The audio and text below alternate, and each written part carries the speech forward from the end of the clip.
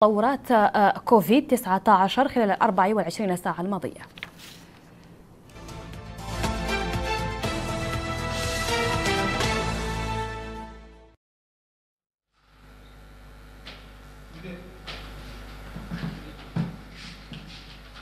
بسم الله الرحمن الرحيم. سادة المواطنون، سادة الصحفيون، مرحبا بكم في النقطة الصحفية اليومية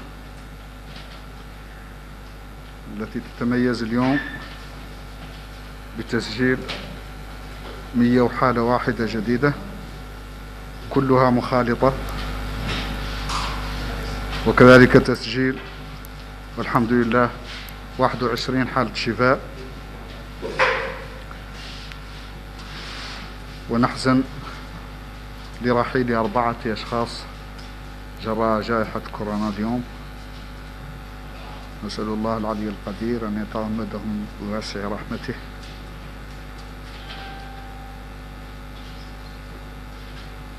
وهكذا وصل عدد المصابين حتى الآن ل 1783، من بينها 1709 مخالطين، 65 حالة مجتمعية، و9 حالات وافدة. كما تم الشفاء ولله الحمد 332 شخص، ووصل عدد الضحايا إلى 87 رحمهم الله جميعا.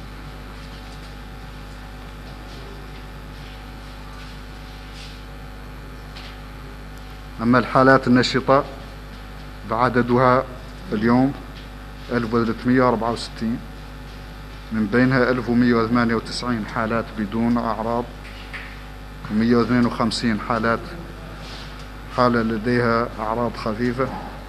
ولدينا اليوم 14 شخص في حالة حرجة. نتمنى للجميع الشفاء إن شاء الله. أما بالنسبة للفحص فقد أجري 1158 فحص مدة 24 ساعة الأخيرة، فيها 27 فحص للمتابعة و1131 للتشخيص، وتتوزع على النحو التالي: 767 في ولايات نواكشوط، 37 في الحوض الشرقي، 40 في أدرار، 28 في العصابة، 11 في البراكنة، 38 في قرقل، 102 في قديماقة، 19 في الحوض الغربي، فحصين من إنشيري، 78 من نواذيبو، 5 من ترارزة، و4 من تير الزمور. وتتوزع الحالات الجديدة اليوم على النحو التالي: حالة من أوجفت، 3 حالات من كيفا، 18 من كيهيدي، 10 من سيدي بابي، 1 من النعمة، حالة واحدة من تنبدقة، حالة من كوبني، حالة من أكجوجت، وحالة من واذيبو. بدار النعيم حالة واحدة، في تيارة 2، في توجونين 11 حالة، حالة في القصر تفرق زينة 16 حالة، في عرفات 25، في الرياض 27، وفي المزارة حالة واحدة.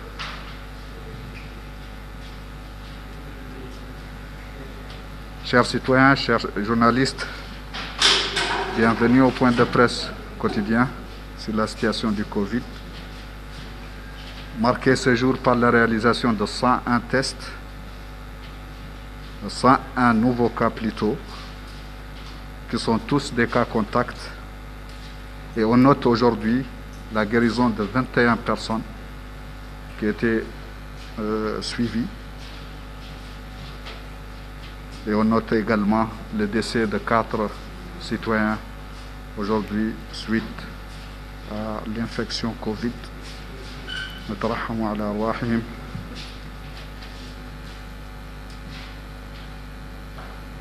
Ainsi, le nombre de cas enregistrés dans le pays a atteint 1783, dont 1709 cas contacts, 65 cas communautaires, 9 cas importés et on a enregistré jusqu'ici 332 guérisons et malheureusement 87 malades nous ont quittés.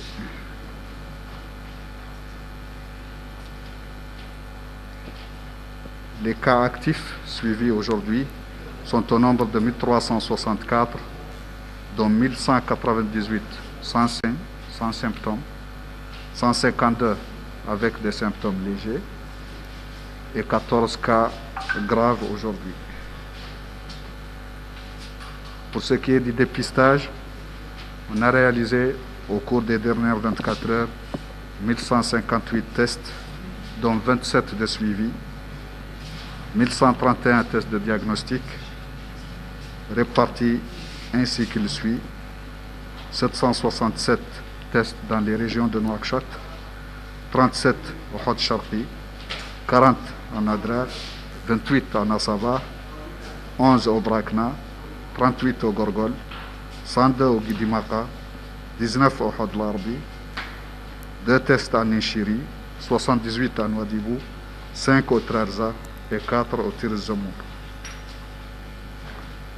Les nouveaux cas se répartissent ainsi qu'il suit: un cas d'Ojeft, 3 de Kifa, 18 de Kayedi, 10 de Selibabi, un cas de Nema, un cas à Tembedra, un cas à Kobani, un cas à Gjoust, à Nouadhibou un cas, à Dar Naïm un cas, à Tayarit 2 cas, à Toujounine 11 cas, Oksar 1 cas, à Tevrak Zener 16, à Arafat 25, à Riyad 7 et un cas de Mederdra.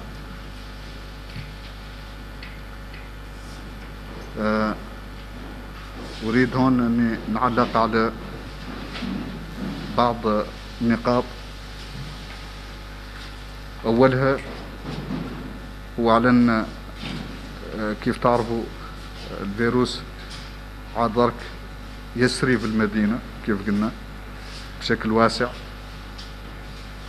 وللأسف غالبية الناس الحاملة للفيروس ما نعرفوها ولا يعرفوا، وهم من أنفسهم ما يعرفوا رؤوسهم، وبالتالي وحده الحجر الصحي هو اللي لا يسمح للناس اللي منها حامل الفيروس ولا عالم به على انه يهنأ ويقعد، وبالتالي ما يعدي حد اخر. غير قاع ثم اشخاص يبدو على انهم مصابين ويعرفوا على انهم مصابين، ولله الحمد ما عندهم اعراض ولا عندهم مشاكل، غير يتابعوا مزاولة أعمالهم ويتابعوا التنقل في المدينة، وهذا للأسف غير مسؤول، ما هو مسؤول ولا هو وطني ولا هو أخلاقي، وشرعا مولي غير مقبول. إذن أدعو جميع الإخوة الموريتانيين على أنهم يتعاطفوا مع هذا الشعب ويحاولوا على أنهم يعملوا كاملين على إيقاف هذه الجائحة اللي هي، وهذا لا يتم إلا بالحد من سريان الفيروس، والفيروس لا يتم ينتقل من حد إلى حد، وبالتالي حد كامل عرف وضعيته وعرف على أنه فيه هذا الفيروس، يا الله يتحمل المسؤولية. احنا ما تينا نقدوا الأعداد اللي عادت مصابة، ما تينا نقدوا نحجروا عليها، والحجر عليها ما هو مزيش، اللي لا يزيش يعلن كل حد يتحمل مسؤوليته ويعرف على انها مسؤولية وطنية. حد اعطاه مولانا سالك من الاعراض وسالك من ضرورة انه يعود في مستشفى، محجوز في مستشفى، يالطو على الاقل يحمد مولانا اولا، وثانيا يعمل على تجنيب الاخرين الاصابة. هذا يتعلق بالاحرى بالناس المثقفين، الناس المسؤولة اللي يلا تعطي المثل، وللأسف هذا ما هو مطبق اليوم ولا هو الخالق.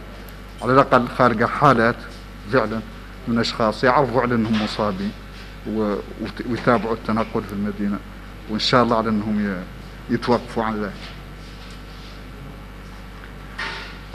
التعليق الثاني يتعلق على أن يبدو على أن ثم حالات وفيات في البيوت، وهذه الحالات يبدو على أن العائلات ترفدها وتقيس بها المستشفى في ظروف ظروف هذه الجائحة. حد كامل توفى يلا يتم يعتبر على أنه مصاب ما دام ما ثبت العكس، ما دام ما ثبت عكس ذاك يلا يتم يعتبر على أنه مصاب، وبالتالي متوفى مصاب ما يلا حد يقترب منه سوى منه. واحنا عندنا فرق مخصصة للتعامل مع هذه الحالات اللي هي،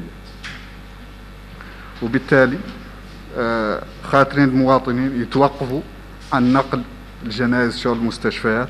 نعرفوا على نظام ضرورة توثيق الوفاة، يقال هذا عندنا فرق تتكفل به. حالات الوفيات يلا يبلغ بها 11 و55 والله تبلغ بها الفرق الصحية في المقاطعات وفي الولايات، ولا هي تتكفل فرقة مخصصة لهذا العمل، لا تتكفل بالمجيء للبيت المعني والتعامل مع هذه الحالة بالشكل المطلوب.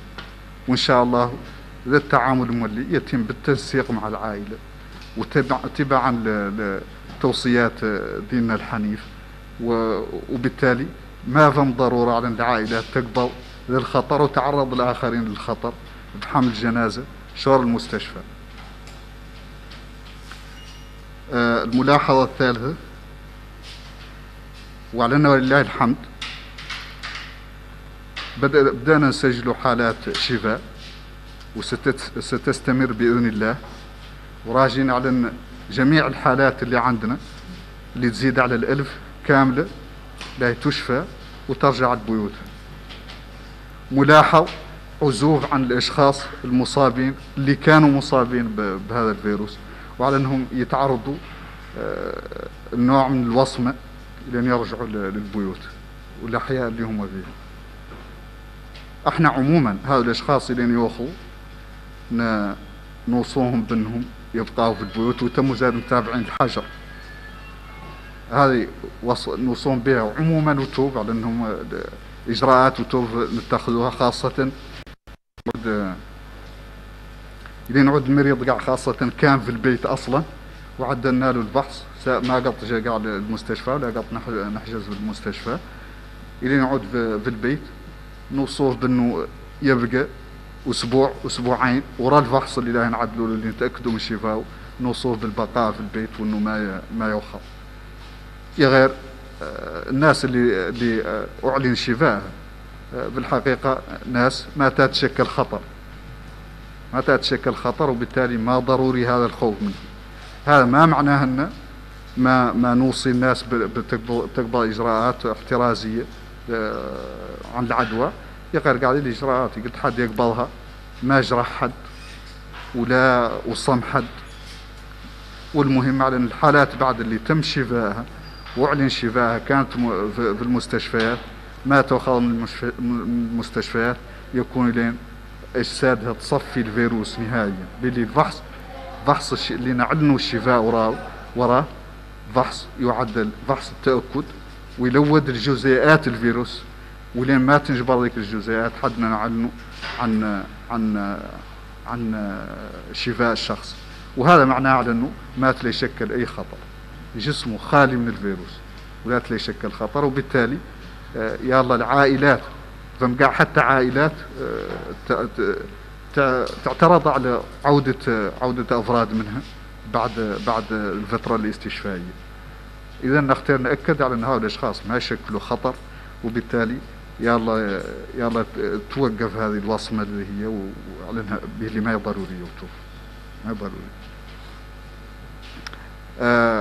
J'ai commenté 3 points. Le premier concernant la circulation des personnes porteuses du virus. Comme on a dit, le virus circule largement dans la ville. La majorité des cas qui sont asymptomatiques, qui ne représentent aucun signe. Et ceux que nous, on n'a pas diagnostiqués. Ceux qui circulent aujourd'hui avec le virus sont beaucoup plus importants que ceux que nous, on a dépistés et ceux que nous sommes en train de prendre en charge. Pour 2 raisons. Parce que d'abord la circulation du virus est très rapide, parce que 80% des personnes peuvent porter le virus sans avoir de signes, et parce que nos activités, notre action de dépistage est surtout orientée vers les cas symptomatiques. On cherche les cas symptomatiques et parmi les cas symptomatiques en particulier, les cas qui risquent de présenter des complications. Donc, ça veut dire que beaucoup de personnes aujourd'hui portent le virus sans le savoir. Ils ne le savent pas eux-mêmes et nous, on ne les a pas dépistés. Malheureusement, ces personnes continuent à infecter d'autres personnes. Ou au moins une partie de ces personnes. Parce que même s'il y a des informations que peut-être les porteurs ne transmettent pas le virus ou ne transmettent pas tous le virus, en tout cas il y a une partie d'entre eux qui transmet le virus. Et donc, ce qui est encore incompréhensible, c'est quand des personnes connaissent qu'elles sont porteuses du virus et que, grâce à Dieu, ils ne représentent aucun signe, ils n'ont pas de signe de maladie, mais il paraît que certaines de ces personnes circulent en ville. Et ça, c'est irresponsable. C'est tout simplement irresponsable. Parce que si Dieu vous a donné la chance de faire cette infection sans avoir de complications, sans avoir de signes, vous devez d'abord remercier le Dieu et prendre des mesures pour que les autres ne soient pas infectés. Et donc, j'invite ces personnes à respecter le confinement strict pendant toute la période requise pour qu'ils ne représentent pas de risque pour les autres. Le deuxième commentaire concerne les décès. Il y a des familles qui amènent des décès aux hôpitaux, comme d'habitude. Tous les décès communautaires sont amenés aux hôpitaux pour constater le décès, pour avoir le certificat de décès avant l'enterrement.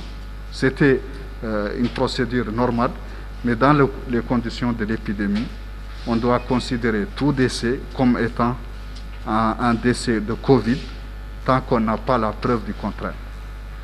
Alors, j'en appelle ici les familles que désormais, s'il y a des décès à domicile, qu'on contacte le 1155 ou bien qu'on contacte les équipes de santé, et nous avons des équipes formées pour gérer ces situations. Et donc il s'agira de faire un test, et si la personne s'avère négative, alors le processus continue normalement. Le processus d'enterrement continue normalement. Par contre, si c'est des cas positifs, nos équipes sont là pour se charger de ce cas en concertation avec la famille et conformément aux enseignements de notre religion. Le troisième point, c'est par rapport aux guéris qui reviennent dans leur famille, dans leur communauté, et qui apparemment rencontrent des difficultés de réintégration, de stigmatisation, et ça c'est quelque chose d'inacceptable, parce que les personnes qui étaient hospitalisées ne sortent qu'après avoir fait un test de dépistage, de confirmation avec le prélèvement nasopharyngé qui passe par le laboratoire, qui cherche des particules du virus. Et seulement quand on n'en trouve pas, qu'on déclare que la personne est guérie. Et donc, si on ne trouve pas de particules de virus, avec toute la technique de recherche qu'on fait au laboratoire, alors ces personnes ne représentent plus de risque de contamination pour les autres.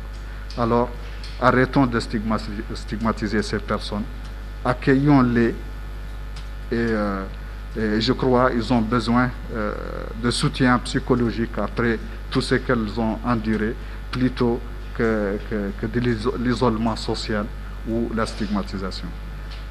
وبهذا أصلي وأسلم على سيد المرسلين وإلى غد إن شاء الله.